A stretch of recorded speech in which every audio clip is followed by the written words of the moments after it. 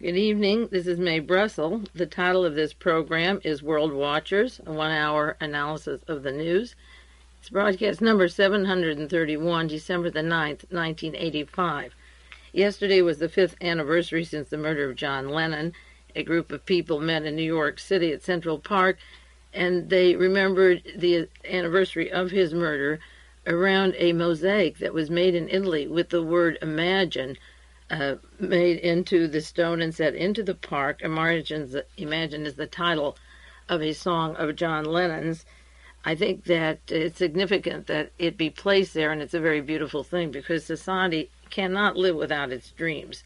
Dreams are the things that make life worthwhile and happen, and without them we become actually less than human. People need those dreams, and Lennon dared to dream or imagine a world without wars. We know this isn't going to happen, but it's a dream, and it does suggest the chance that boundaries can be erased or differences erased and that people could get along.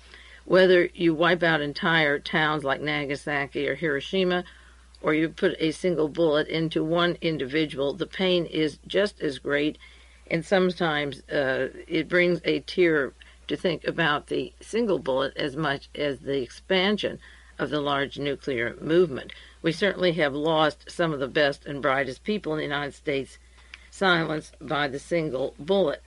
December 14th is this next Saturday is also the anniversary of the death of Mae Brussell. She was killed in an accident in 1970, December 14th. She went with us to Candlestick Park to see the last performance of the Beatles. She wasn't alive to meet John Lennon in 1972. Paul Krasner got the money to get out the first article that I ever published, Why Was Martha Mitchell Kidnapped, from John and Yoko Lennon. Many of you know that. They gave him the money to get that out. And that article is a 3-part story on the links of Watergate going back to the Kennedy assassination, to the American assassins, the marriage of Allen Dulles to Nazi Reinhard Gehlen. This was 13 years ago, and how Nixon really got to power, his role with Nazis, and Project Paperclip.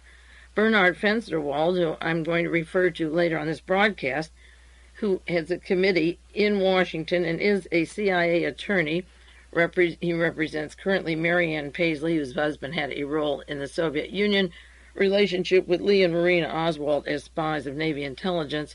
He also was the attorney at Watergate for James McCord, and McCord's relationship to E. Howard Hunt and G. Gordon Liddy and Donald Segretti is well known through Watergate history, and Donald Segretti, the head of the Dirty Tricks team for Richard Nixon, was the attorney at Fort Ord working with Army law, quotes, law.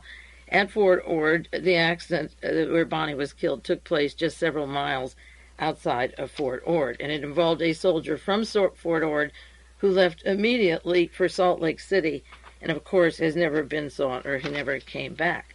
Now, I'm just going to mention a few items in the news very quickly, and then the bulk of this program is on one of the current spy stories. There's so many, but I'm going to zero in on one of particular interest to material that we have shared in the past and things to look for in the future.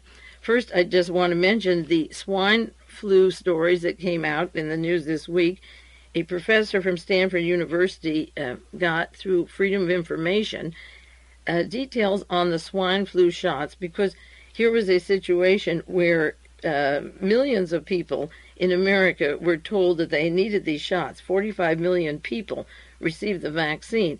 And now from Stanford University, this professor has said, his name is Barton Bernstein, he has said that the documents prove that there was absolutely no reason for the swine flu vaccines, that President Ford made the decision because he was politically motivated. He was going to run for president the next year, and he wanted to appear to be protecting us or giving us his best advice. He was a lawyer. He was also a member of the Warren Commission, who covered up the murder of John Kennedy. So given that fact, what would you expect from him telling you to line up for shots? The Center for Disease Control described his campaign at the time as a medical Vietnam, interestingly enough, and the facts about swine flu are just barely released in the newspaper this week, San Francisco Examiner. As I say, 45 million people had the shot. There were 500 cases of Guillain-Barré paralyzing syndrome, 32 deaths, $135 million for the vaccination cost, $140 million in lawsuits. That's $270 million it cost the country. And it seems, according to the papers that have been released, this particular program was embroiled in politics in an election year in which a lackluster incumbent, Ford, was seen as being inept. He seized on this program to transform his image, and this is why he had these people go through it. Now, my second husband, after I divorced him, he remarried. He married a woman who lined up along with the other people and got the swine flu vaccine. And the next day, right after that, she began to get sick, and shortly she was paralyzed. They told her she had a form of Lou Gehrig's disease. It followed immediately upon the time of the swine flu, and then she was bedridden, and she had multiple surgeries, and she died from it just about 2 years ago. And the Blue Cross pay for her care added up, for this is one individual, to $1 million. Now, I'm not talking about what happened to all the other people who were paralyzed or the lawsuits. I'm talking about my ex-husband, and his former wife was a close friend of mine. We grew up together and were very close friends at one time until I went off to Stanford, but we kept up the association. So I'm talking about one person who lined up, and goodness knows how many more had, as I say, 32 deaths, but many paralyzed people have not probably associated with those tests that they got that Gerald Ford of the Warren Commission was using for political reasons to create an image and for no other reason. And he had been advised that it was dangerous. He was told it was dangerous according to these documents, and he went ahead with it. Another item about the Korean Airlines, there are quite a few to update for you, but this is a very significant one. Came out December the 7th, 1985. The widows of the commander and his assistant of the Korean Airline Flight 007 have charged that their husbands were paid a large amount of money by U.S. intelligence agencies to overfly the Soviet territory. According to the Japanese publishing company Shueisha, Shueijsa, the widows charged that there was a secret understanding between KAL and U.S. agencies, and pilots were forced to agree to perform the spy operations, the civilian planes doing the spying. Chong I.G., the widow of the plane's commander, said her husband told her before September 83 on that flight that he feared for his life. She said she took out a large insurance policy 2 days prior to the flight and told her he was very reluctant to go. Now, the Gerald Ford swine flu is important to my research on the assassinations because of the Kennedy links. And this KAL story is always of interest to me because I wrote for Larry Flint the article on the Korean airline that was in the Hustler, February 1984, suggesting that Captain Chung, the husband of this woman, was under a form of mind control and that he was telephonically told to go a certain place and was totally unaware of the consequences or would have acted differently. And when they played back the tapes, the last thing he was saying was just asking permission to go a few thousand feet higher while the Soviets allegedly were signaling them and trying to find out what was going on. And he showed absolutely no fear at all of any kind and went on a few thousand feet higher. And then the plane, according to recent revelations, had a bomb on it and exploded. And if this man feared for his life, if he took out large insurance policies, if he knew that they were in danger spying, he could have turned around and zipped out. He didn't have to go into a kamikaze suicidal mission. So I think that based upon his behavior and what happened at the time, I think what I wrote as of August, the plane went down September 1st, 83.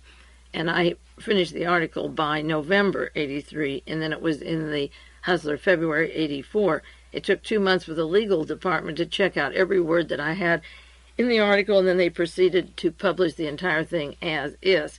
So his behavior, thinking he's going to die, is not appropriate. And again, I say I believe he was under a mind control. Now, there have been several articles about the Star Wars secrecy, and that is another area close to my attention because of Daniel Graham's relationship to Fritz Kramer, the mentor of Henry Kissinger, the secret operative Kramer. in Washington, D.C., and there were articles this week that Star Wars, the announcement of Star Wars, completely shook George Shultz, that he was kept in the dark. That the significant speech that Ronald Reagan gave March 23rd, 1983, was the culmination of work with Edward Taylor since 1966, when Reagan became governor of California. That was the relationship of the Lawrence Livermore Lab and the intent for the German space Star Wars frontal attack, the first Reich for World War III. They were cooking it up way back then, and even a person like George Shultz, part of the Bechtel Corporation, didn't know about it until the speech was given. Now, Edward Teller, who helped write that speech, is on the board of Helionetics that got contracts for Star Wars immediately. He's also on the board of Western Goals with the late Larry McDonald and the soon-to-be late Roy Cohn, and the military team, pardon me, that do spying with the local police to get names to round up later or to blacklist for jobs. The operation of Western Goals, a military operation by every sense of the word, considering the staff on it. Schultz was not informed, but Larry McDonald, who I wrote about in terms of the Kennedy assassination, John Kennedy, Robert Kennedy, Martin Luther King, Edward Teller, as part of the Western Goals operation, was working with Ronald Reagan, and just a short time, several days before the speech was given, they told Schultz what they were going to do, and the escalation of the Star Wars began when Schultz only had 2 days' notice that Teller and the scientists who made the hydrogen bombs and the atomic bombs were going now to the next stage of the Star Wars. It was so secret they didn't want them to know about it. In the San Jose Mercury and a syndicated column in Washington Post also, George Will wrote an article on the anniversary of National Review, William Buckley's paper, another important person in terms of the past political assassinations because his forming Young Americans for Freedom with Robert Morris, the links to Senator Joe McCarthy and the Knights of Malta, to the team in Munich, Germany that came with General Walker to the Dallas area to work with the John Birch Society and the American Volunteer Group, H.L. Hunt and their teams. Buckley formed the YAF with Charles Willoughby, Mr. Karl Wiedenbach from the Kriegs Academy in Germany, and they had an anniversary this week in New York City, for William Buckley's 30th anniversary. And George Will has a large article, a statement saying, "It will be impossible to write a history of America in the last half of the 20th century without acknowledging the weight of William Buckley's work." And he's absolutely right, because Buckley then links to E. Howard Hunt and Donald Segretti and the James McCord teams, Frank Sturgis, going back to Dallas to the assassination network that has wiped this country out of its leaders and its brains.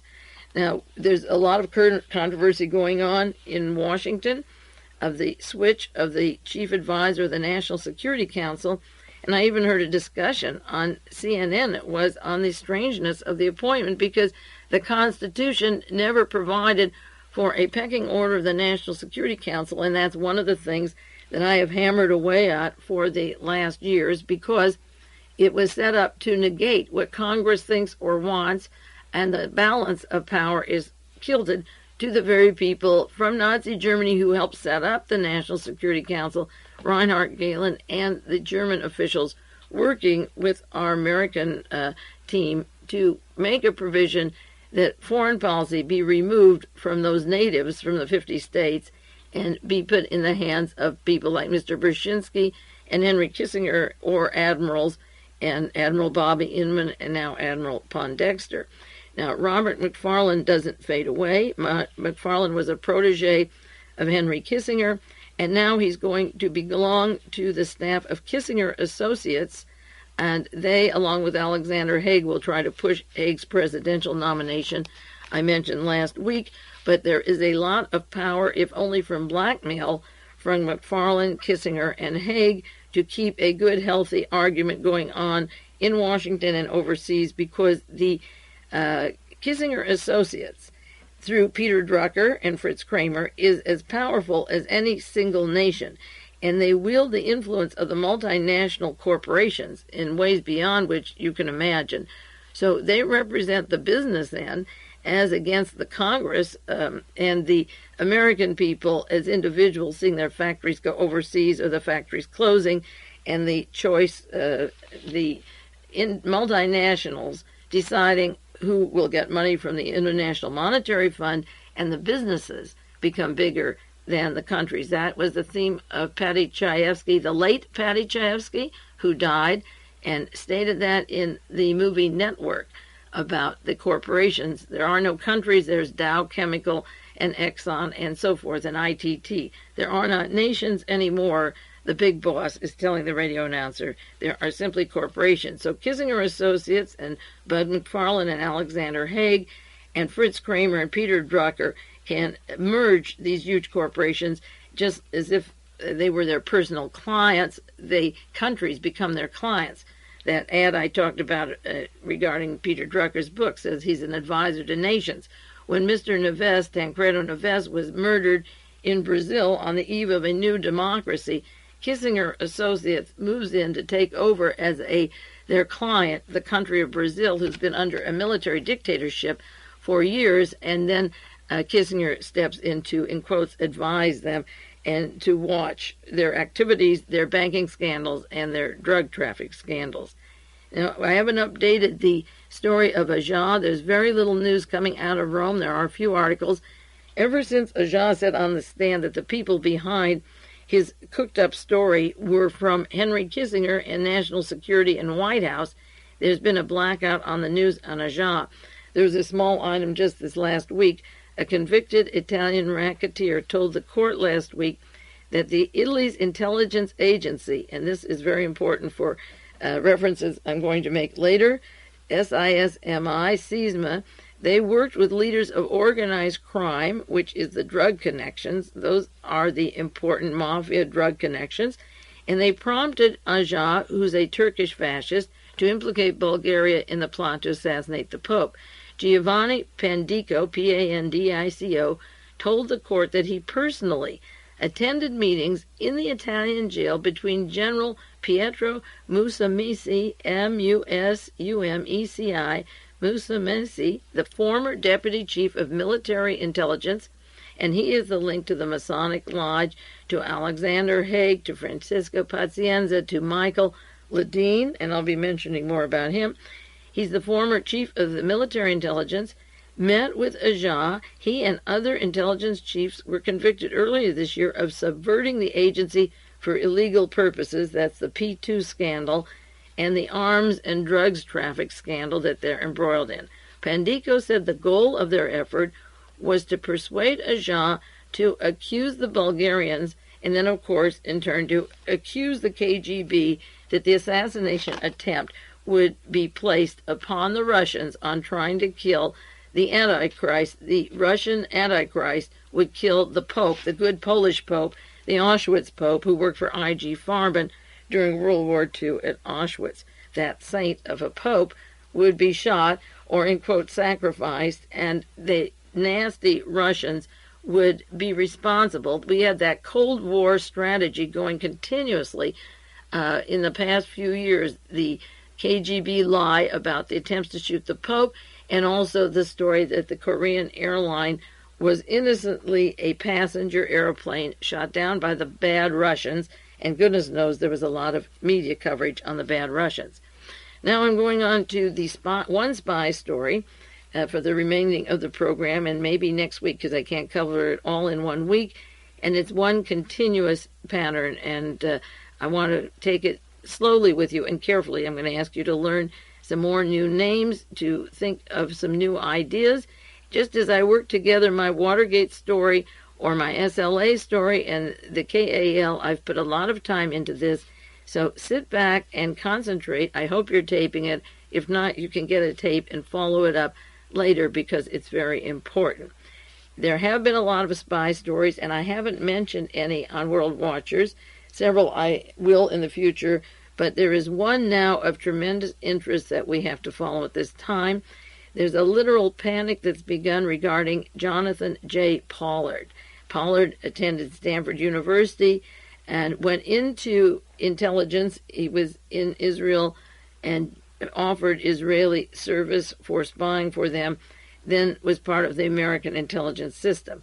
Pollard and his wife of only 4 months. He's only been married to her since the fall of this year. They were married in Rome. They are allegedly freebasing cocaine openly in Washington, D.C., talking their mouths out about their spying jobs.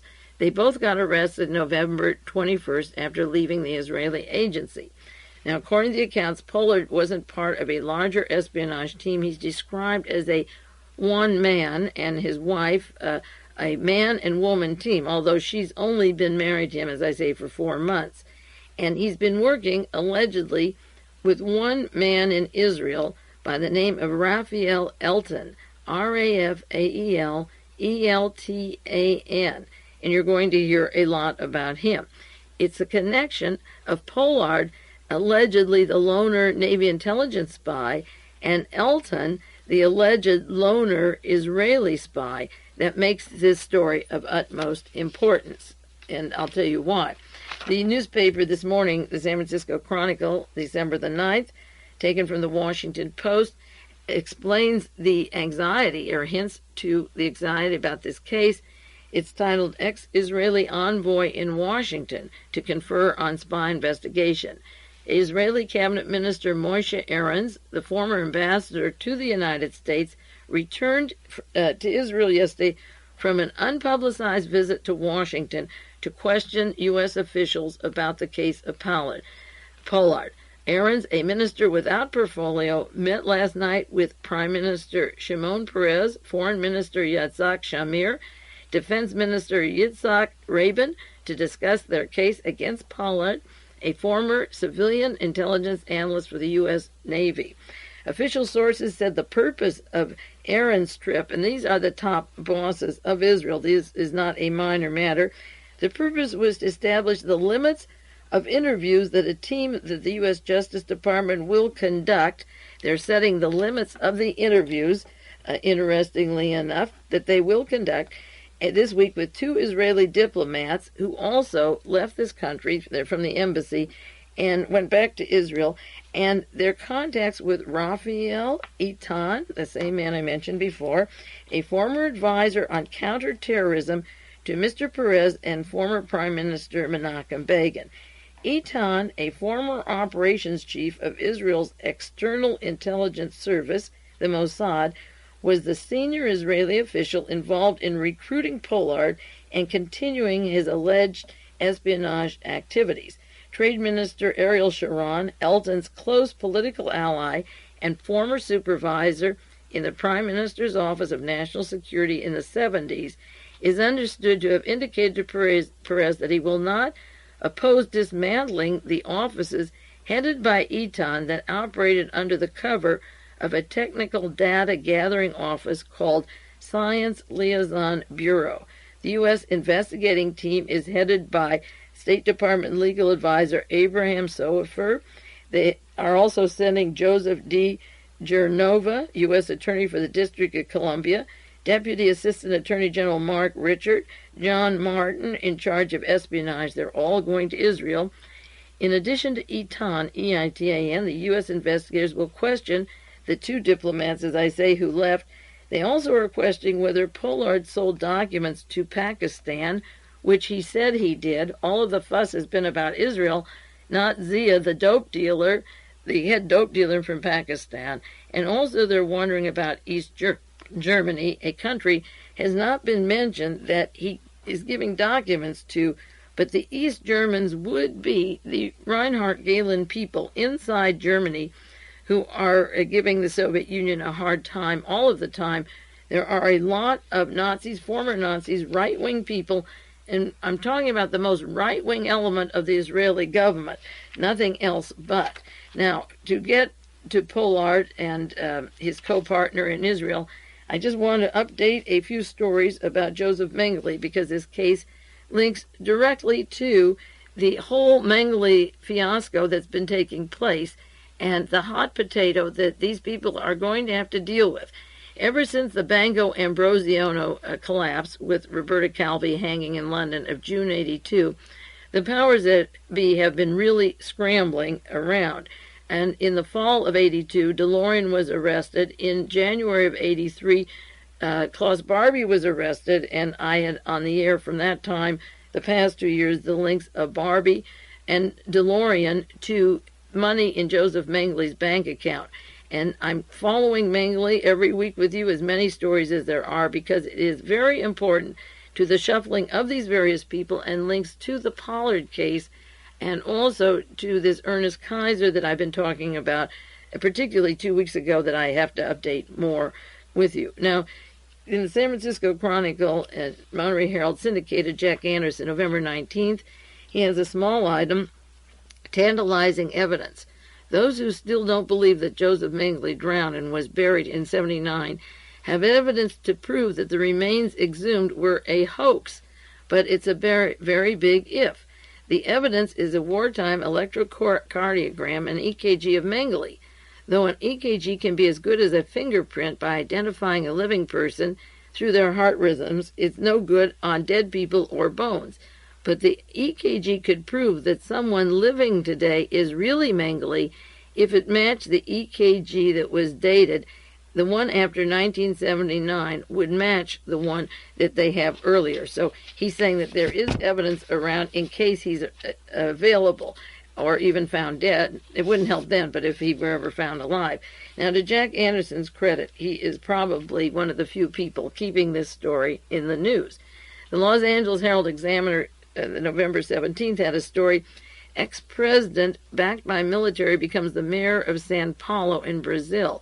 8 months after Brazil returned to a civilian rule, a former president won election as the mayor of São Paulo. Now, that's the controversial nest of Nazis, of the Bossards, of Tomasi Buscetta, where he fled and now is testifying in Palermo and in New York.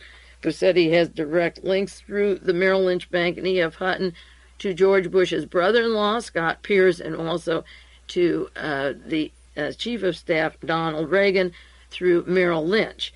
But the former head of the right-wing forces, he lost as a presidential candidate, but now he's the mayor in a very controversial city of São Paulo while this activity is going on.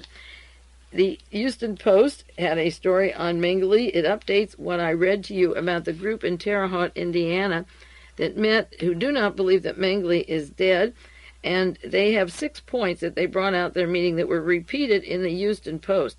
This paper is just wonderful for information. They asked, 1, whether the bones found in the Mengele grave showed any evidence of osteomyelitis, a disease he suffered in his youth. 2, whether the blood type could be determined from the remains would match Rolf Mengele, the son, who is currently living in West Germany. 3, which witnesses did the pathological team use to verify the bones, and whether the team relied on Mengele's friends to reach their conclusion. The team relied entirely upon Mr. and Mrs. Bossard and Mr. and Mrs. Stammer, both of them of the Nazi Odessa, to come to their conclusions. Third, came back to point 4, rather, they said they want to know the status of the investigation in post-1979 sightings. Who were the people that they saw? Who were the witnesses who thought they saw Mengele? 5, whether the clothing found in the grave had been analyzed to determine if it was placed there the same time as the bones. And questions 6, about whether the legs are really shorter than the other, as the bones in the grave indicated. Did Mengele have one leg shorter than another? Now, a New York attorney by the name of Gerald Posner chaired this panel, and they listened to 20 witnesses and took 25,000 words of testimony, doubting the fact that Josef Mengele is dead. And this is very important to the shifting sands, as I say, that are taking place now in this spy story.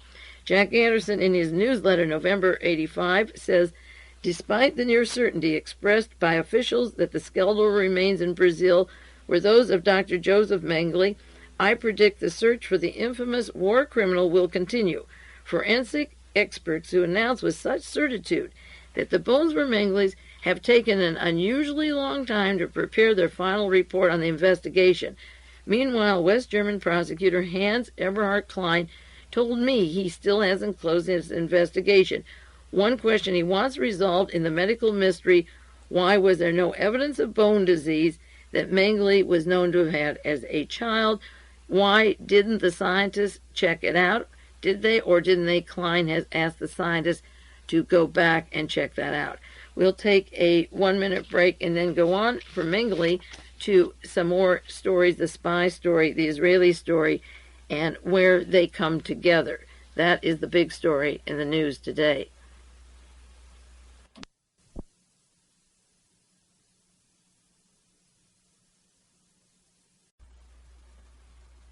This is Mae Brussell, the second half of a 1-hour program called World Watchers, and it is broadcast number 731. The San Francisco Chronicle yesterday had a list of about 30 of the top stories of the year, and they wanted the readers to select 5 from the list that they thought were the most important news items, and they'd publish the first of the year. And among the choice was the exhumation of the remains of the late Josef Mengele. This is the way disinformation and lies get reinforced into the readers, suggesting that Mengele is dead, where there is a lot of controversy and evidence that Josef Mengele is not dead. The official story is that he is dead, but there is yet to be physical evidence and proof that he is. The London Times, November the 3rd, had a story on police brutality persists in Brazil. The vice president, head of the military dictatorship police force, Jose Sarney, became president when the president-elect, Mr. Tancredo Neves, was literally killed and poisoned, or even the newspaper said shot, just the night before he was to be sworn in as the first democratically elected president in 22 years. Sarney has signed a convention for the United Nations committing his country to eradicate torture at this time. However, the London Times said the torture of political prisoners was not ended at the time the military government stopped. There's still mistreatment of prisoners. Last month alone, there were complaints against the police in 5 state capitals. A human rights commission set up in São Paulo diocese covered the territory of Brazil's largest city. In that city are now handling 60 cases of police violence against prisoners. In 40 cases, prisoners died. In the remainder, they were tortured, illegally held and imprisoned. Torture has been reassured or reconfirmed by tape recordings they made of people strung up on what they call the parrot's perch by their hands and legs and submitted to electric shock. According to the London Times, a recent case in São Paulo, 11 guards were removed after beating to death a 43-year-old farm worker who was wrongly suspected. São Paulo is the area of Romeo Tuma, the chief of police who worked with the top Nazis, Gustav Wagner and Josef Mengele, etc., and Tomasi Buscetta of the Mafia, the Palermo drugs and gun running, links to the Vatican and the Masonic Lodge. Romeo Tuma is the police chief in São Paulo, and there was a report by a São Paulo lawyer that the police have always beaten suspects in Brazil. They use physical pressure. They don't investigate crimes. They get confessions by beating. They have sophisticated methods. They burn with cigarettes and electric shock. And the London Times says one method is drowning. Remember that Mr. and Mrs. Bossert took a man who allegedly drowned up to his waist in water and was taken to the beach where the man had a beard. Mengele didn't have a beard. The original report was a 54-year-old person. They could photograph the width of the head or maybe at a space between his teeth and send it to Bonn, Germany, where it's kept by the CIA and the officials in case they need it later. Drowning was the way that they said Mengele died in February of 79, and even Mrs. Bossert said that she faked a cry of grief and forbid them to open the coffin because it would hurt her too much for officials to open the coffin. So the London Times is talking about that. And I did mention, I believe for you, the report of some people that have stated that Simon Wiesenthal inadvertently gave out wrong information about Josef Mengele and told people that he was living in Paraguay when he was living in Brazil. And then, of course, later when he was in Paraguay, Wiesenthal wasn't pushing too hard to find Josef Mengele. Now, one important murder that I'm not going to touch, I'm just going to mention right now, is the murder of Nicholas DEAK, because it has relationships to multi-million-dollar narcotics traffic in South America, but it has relations to the OSS, The CIA, he's a Hungarian who came to this country, Nicholas L. DEAK, 80 years old. He was the head of a large firm in New York City that just was recently identified as the link to major narcotic syndicate, and the narcotic syndicate goes down to South America.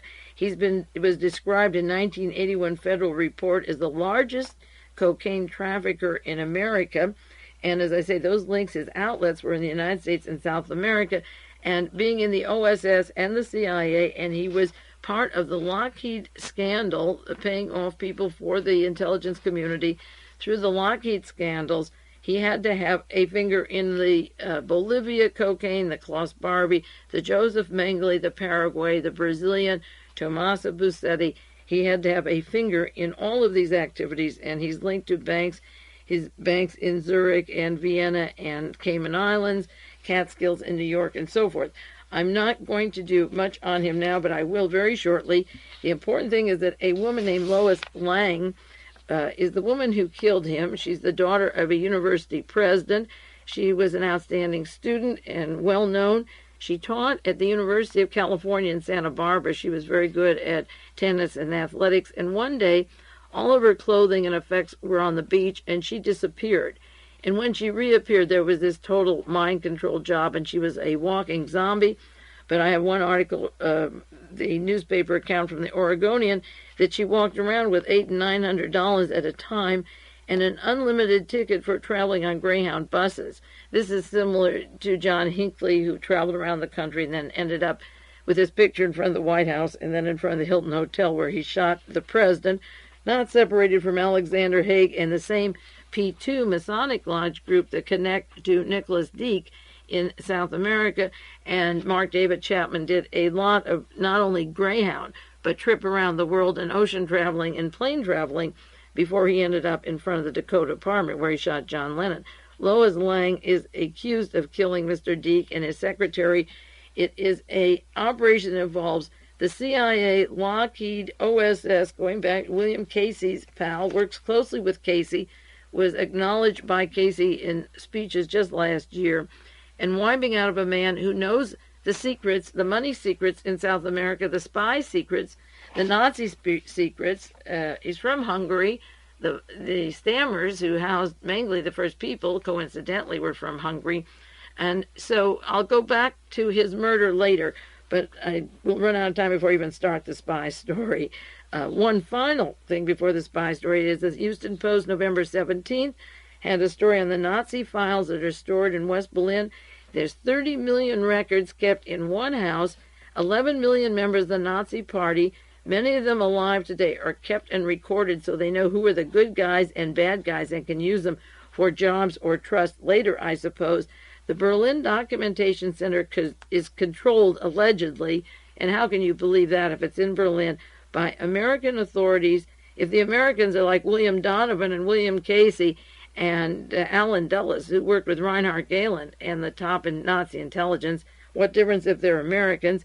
And they are the only place that has files on Nazi Josef Mengele that were used to identify his body in Brazil. So it's the only place that would have the picture of a space between a tooth, no actual dental records, no medical records, or a broad head. So the Bosards could dunk any guy, 50 to 70 years old, and dip him in the waters there and send him on his way to the further heavens, and send those broad head pictures to Germany, and they do in fact match the miracle of miracles, the bunch of bones that were exhumed in Sao Paulo, Brazil in June of this year.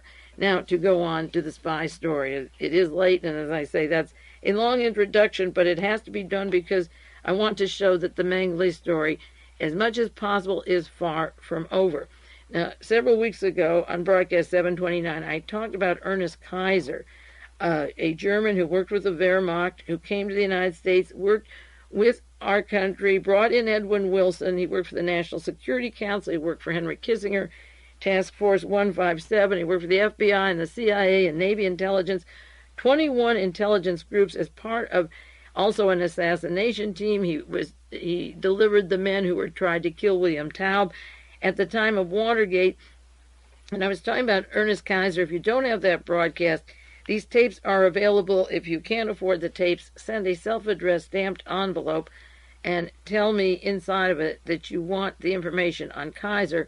You should get these sheets every week because these cases build up. And I was talking about his relationship to Bonn, Germany, and I said he was in Bonn in February of '85 with, at the same time, that Manfred Roeder was making connections of violence and the Aryan nations, and he's an attorney who would be knowledgeable about the Mengele case, and I cited Joachim Fiebelkorn, a man who said he was living with Josef Mengele in Paraguay, and Ricardo Riefenstahl was the one living with Mengele, and Fiebelkorn was part of the P2 Nazi connections in South America, the drug connections, the drug and narcotics. So that in Germany, when Keiser was there, at the same time, there was Manfred Roeder, who's been arrested, Joachim Fiebelkorn, and Ricardo Riefenstahl, all connected to the Barbie Mengele narcotic gun running violence set up by Stefano, Delle, Chiaie, and our CIA with Otto Skorzeny. And this network has been pierced. The links of this chain are falling apart at the present time. Now, the Tampa Tribune, the article I cited, had this direct quotation, and I'll give it to you again. I had it on the air. Ernest Keiser said to this person who had given him $100,000 to leave the United States, "I'll get it back for you." He said, "As for the Mengele search, that was the real McCoy," Keiser said. "If we want to talk about Mengele, I'll say I had several meetings with the Israelis in Bonn." The Israelis in Bonn, Germany, and the Israeli he's talking about now is Rafael Eitan, who worked with Jonathan Pollard of United States Navy Intelligence. I had several meetings with the Israelis in Bonn and talked about the possibility of going to Paraguay.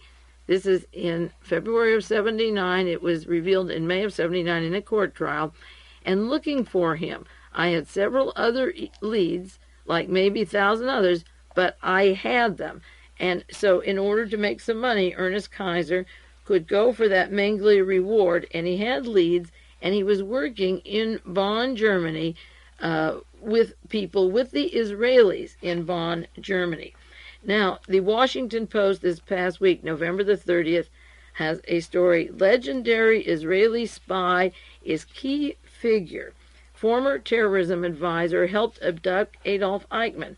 Rafael Eitan, whose name has surfaced as a key figure in the case of Jonathan J. Pollard, the American naval analyst accused of selling secrets to Israel, is a legendary figure. He spent his career in intelligence. He was an advisor on terrorism to Menachem Begin. He's a close ally of Ariel Sharon. They call him Rafi the Stinker. He's done covert operations, including his role in the abduction in 1960 of Nazi war criminal Adolf Eichmann in Buenos Aires. He reputedly was a member of the Israeli kidnap team who put the former Nazi to sleep and bundled him away. Now, the story has always been, and Wiesenthal came in on the cloaks of what this particular person did. He's the man, not Wiesenthal, that was able to bring Eichmann to trial. They made a deal that the Jews would not go after the other Nazis after Mengele, and the only reason Mengele surfaced from that time period in 1960 to February 1985 was that these men were in jail in Germany talking about Mengele and spilling the beans that he was in fact alive, and they knew where he was. The Washington Post says in March of '76, Eitan left the labor movement with Sharon. He went into private business, set up a fishing enterprise in the Sinai, occupied by Israel. He established a business in France and retained his connections with the Mossad. In 1978, he was named by Begin as an advisor on terrorism. He had close association with the right-wing politicians. He was a former member of the Irgun, like Begin, and that's the Jewish nationalist underground. Eitan, according to the Washington Post, participated in February of this year in a panel that heard testimony against Nazi war criminal Josef Mengele before the evidence that Mengele was dead in Brazil and the body was discovered. Now, as I say, Mr. Ricardo Riefenstahl and Fiebelkorn and Karl-Heinz Hoffmann and Manfred Roeder, all in jail in Germany, with links to our past relationship to these Nazis, were talking in the jail. And at that point, this representative of Israel goes over, Rafael Eitan goes over to Bonn, where he meets with Ernest Keiser, who has said that he was in fact with him. And then Keiser says, I will bring in Josef Mengele to the fellow who gave him the money to escape. Now, in this case, where Keiser brought in Edwin Wilson, he was shot in the shoulder before he could bring in Robert Vesco. It could be that the Israeli government couldn't made a deal not to bring in Mengele, but they would let Keiser bring him in, and in this case, he would go to the United States and not to Israel for a trial, or I don't know what the arrangement would possibly be. Now, Jonathan J. Pollard, the spy we're talking about, worked for the Navy counterterrorism group. He said he gave information to Pakistan. That's being investigated. Zia is not considered bad for having a spy from the United States give him information. This has been quieted. The whole emphasis in this case is on Israel. Now, there is a lot of news centering on Israel for whatever reason. I don't want to be paranoid about it. You can come to your own conclusions, but a lot of Jews that have worked in the spy system, in the intelligence, linked to various items that I've had on the news for the years, are being singled out, or are, like in the case of Roy Cohn, he's dying of AIDS. Admiral Moore was the head of the Liberty ship, and he's now coming out and telling how the Israelis bombed it purposely for whatever reason. He's servicing now, and he's also part of Western Goals with Edward Teller and the late Larry McDonald, Roy Cohn, and that list of who's who. Wilbur Evelyn, who is extremely right-wing and anti-Semitic, who wrote Ropes of Sand, who was a very important CIA agent in Syria, is loving the Pollard story and the Israeli connections, the fact that Israel was caught spying. Arnaud de Borchgrave is carrying a lot of stories. He works for Reverend Moon and is the master of disinformation, along with Michael Ledeen and Claire Sterling and Paul Hense and the team in Washington that created that cockamamia story about Agca working with the KGB. De Borchgrave is carrying a lot of stories on Pollard and Israel.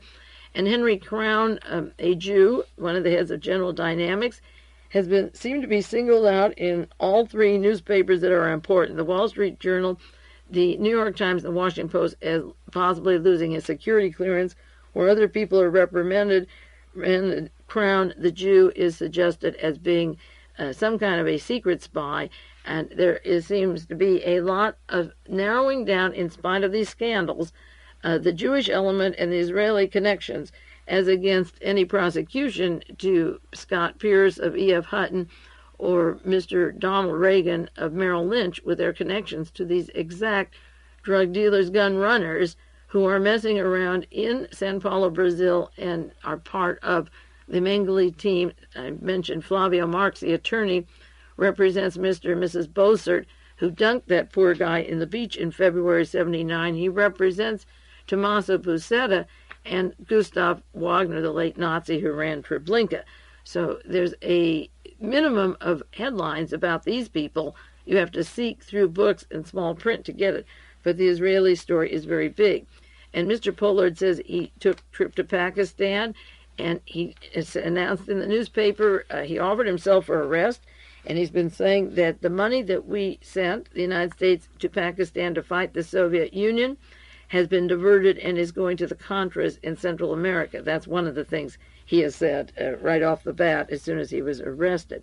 As I say, he took on a new wife, and very often the husband and wife, such as Marianne and Paisley and her husband, she was higher up in the CIA than he was. And in the case of E. Howard Hunt and his wife, the late Mrs. Hunt, who went down in the United Airlines over Chicago, she was higher up in the CIA than he was. And there are women in the intelligence community that do have a position above the men that are working in the spy system. We don't know anything about Ann Henderson. She is the wife of only 4 months of Mr. Pollard, and all of a sudden the roof has come crashing down on Pollard and his relationship to Eitan. Now, I wonder if they want to get him off the streets because of blackmail or what he knows, just as they are isolating Mr. Ernest Keiser over in Europe because he was talking about Mengele and now he's wanted for more reasons in this country after he served it for a long time.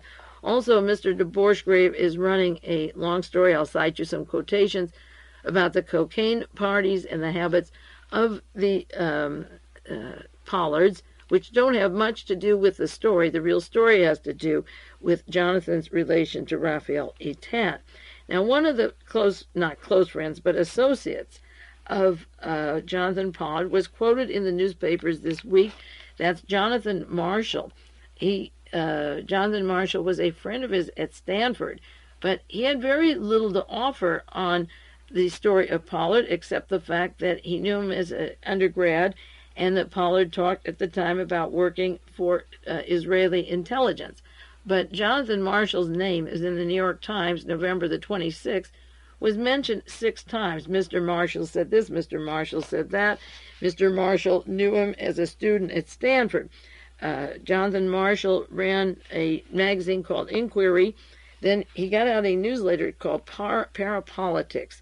And I have to go into the background of Marshall next week. An interesting person with his relationships to Bernard Fensterwald in Washington, D.C., the attorney for Paisley and for McCord, and their relationships to this whole spy scandal. I'll do more next week on Marshall and Bernard Fensterwald. But as I said earlier, Fensterwald, the CIA man, was at our home just 8 weeks before Bonnie was killed, and there's a spy network here that has not been flushed out in California, and it goes to Washington. And then Fensterwald is close to Mary Farrell in Texas, who is very, very close to Gordon Novell, who was assigned as a babysitter to John DeLorean as soon as his case began. There's a circle, as we keep saying, David Emery and myself, what goes around comes around. I don't want to divert too much, but Jonathan Marshall was a classmate at Stanford. Now, he didn't have that much to offer in the news. There's 5,000 or more students at Stanford, about 5,000 undergrads, so he was in the news 6 times. His name was mentioned just in one story. So he knew him, so what? He said he worked for Israel, so what? He only told it to people he trusted, and he may have had reason to believe Jonathan Marshall, even as a student at Stanford. The Washington Post, November the 30th, had a story, legendary Israeli spy figure, and that is the one I quoted for you, about his abduction of Eichmann and also his work in February of this year. Rafael Eitan participated in the panel that heard testimony about Josef Mengele. Now, in February of this past year, Eitan was in Bonn, Germany, discussing what to do about the Mengele problem because the dope dealers were squealing. His partner, or a partner of his, Ernest Keiser of the Wehrmacht, was in Bonn, Germany, working with Eitan on what to do with Mengele. In February of '85, Ellis Curley from the CIA, State Department, got those images that I had on the air before of a skull of a man that he later learned in June '85 would be Mengele when he was sent down to Brazil to identify him. The drug dealers were talking. The Barbie trial has been held up for 2 years with Novell trailing him. And Curley worked with the House Select Committee on Assassinations with G. Robert Blakey, who refused to touch the Torbett document, the Argentine connections to the Kennedy assassination, the Bormann assassination. So Mr. Curley, who identified Mengele, worked closely with Robert Blakey. Blakey works with Fensterwald. Fensterwald and Mary Farrell and Gordon Novell work. The people investigating the Kennedy assassination, in quotes, the so-called investigators, are a team that have rubbed together through the Brazilian connections, through the investigation of the Kennedy assassination, and now this, according to the loner Navy intelligence spy who works with Eitan. Eitan is with Keiser in Bonn, Germany, trying to decide what we should do about Mengele. Now, simultaneously, G. Robert Blakey of the House Select Committee on Assassinations is helping with Tommaso Buscetta with the arrest of certain Italians in 23, particularly in New York City, to the pizza connections while they're leaving out the connections of Donald Reagan, the White House Chief of Staff, and Scott Pierce, the brother-in-law of the Vice President of the United States.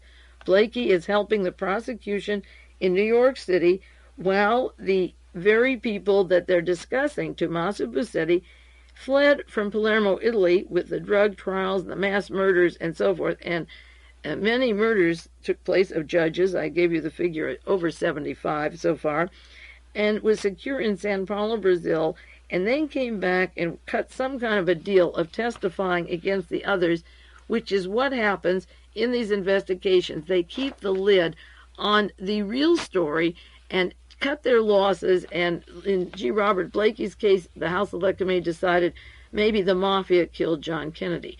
Now, just to reiterate before I go on, next week to some more of the Pollard Israeli connections to the Bonn Mengele story that was breaking in the hoax, because it's affecting a lot of people. I just want to reiterate some of the important dates that tap to this. The Kennedy assassination was in 1963. The CIA had a coup with Vernon Walters. Remember the Night of Malta in 1964 in Brazil.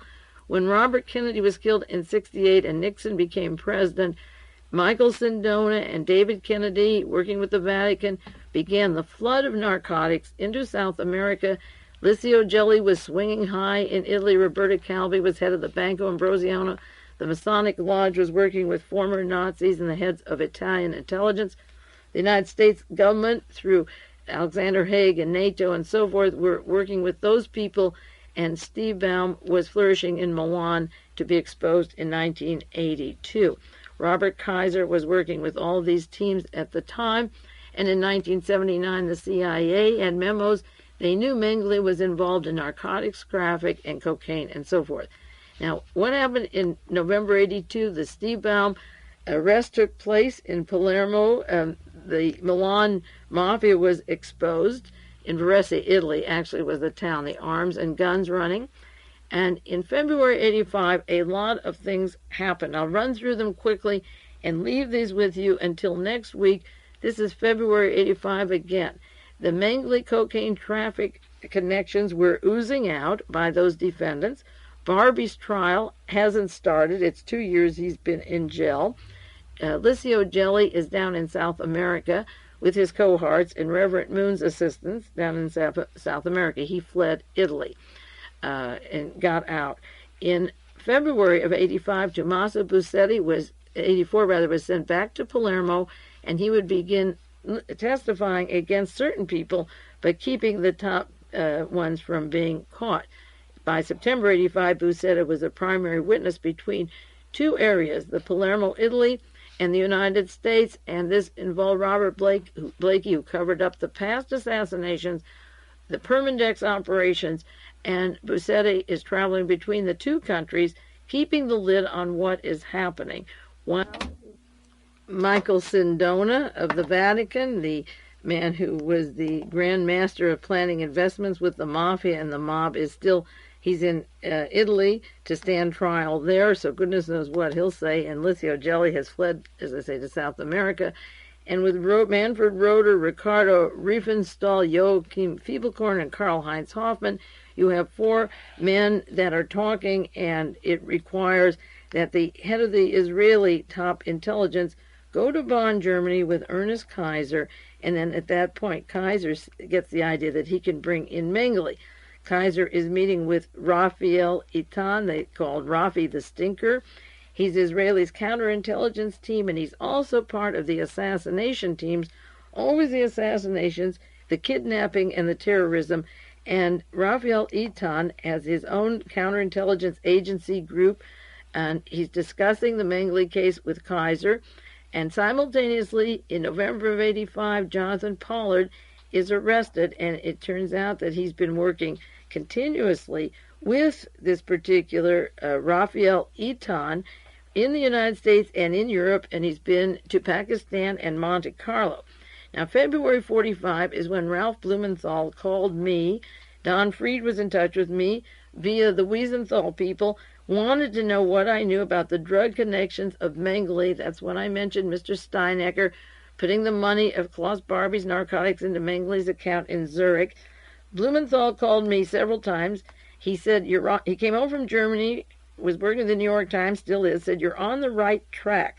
He went back to Bonn, and after the conference with Rafael Eitan and Ernest Keiser and the top people in Bonn, the official story was Mengele is over dead. After that time, Blumenthal never contacted me, never referred to my work, and refused to carry the story except the party line that the case is over, we won't go into it anymore. And then Manfred Broder, the attorney, was chosen in February 85 to be the recipient of a letter that said Uncle drowned. And that's what set off the scurry down to Sao Paulo, and the same man, Mr. Curley, who has the x-rays of the head, was called into the case. He'd been studying it since February. In February, he knew Uncle had drowned, evidently. Roeder said Uncle had drowned, and then they ran down to Brazil and brought the Boserts and Stammers into prominence, members of the Odessa team, and came to the conclusion we have to end the Mengele case. Now, my time is up now. I'm going to do more next week on Mr. Pollard, on the connections of our own intelligence to this, our own operations, and to the Israeli intelligence, the assassination teams, the hoax they can't cover up, and the complications that it's bringing as the story evolves. This is Mae Brussell, and I'll do more with you next week on this matter. Thank you again for the articles and the material you're sending me. I want to thank you every week. I'm getting some marvelous material. I really appreciate it. Bye-bye, and I'll be talking with you next week.